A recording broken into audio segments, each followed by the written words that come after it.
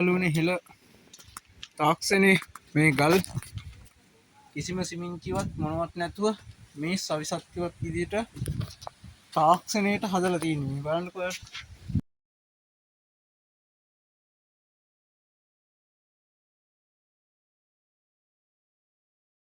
Tile නෙල්ලන්නේ දැන් බලන්නකෝ.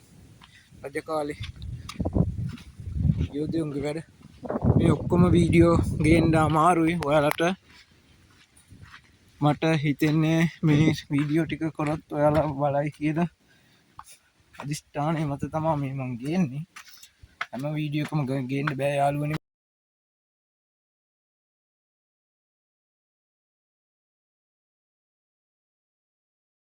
බලාගන්න පුළුවන්. අර විදිහටම හෙළ තාක්ෂණය භාවිතා කරලා මේ තාප්පයක් වගේ හදලා තියෙනවා.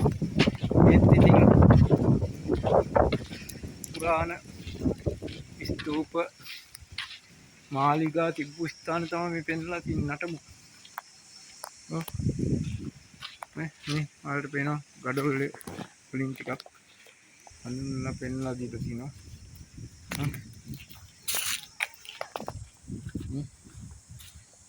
විහාරස්ථානයක් මොකක් කරේ කාලේ තිබිච්චි රජමාලිගාවක් තමයි ඔය. දැන් ওই විදිහට ඔයාලට දැක ගන්න තියෙනවා. බලන්නකෝ. පරණ ගහක් මේ අවුරුදු 3000 ගණන් පරණ ගහක් තමයි මේ තියෙනවා. දැක ගන්න බලන්නකෝ. කිව්ස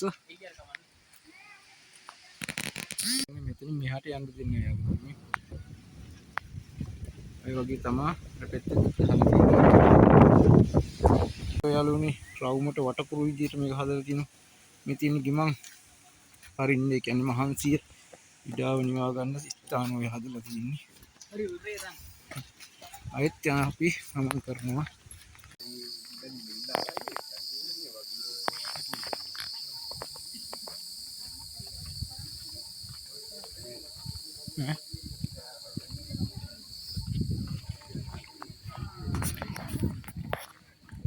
ආට රිටිකල්ට ආවොත් මේ වගේ පුරා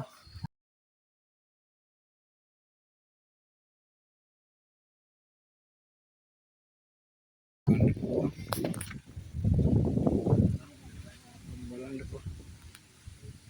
ඉතින් යාළුවනේ ලටපට ප්‍රොඩක්ෂන් කියන්නේ සියලුම දේවල් ගේනවා කිව්වා. ඒ වගේම තියෙනවා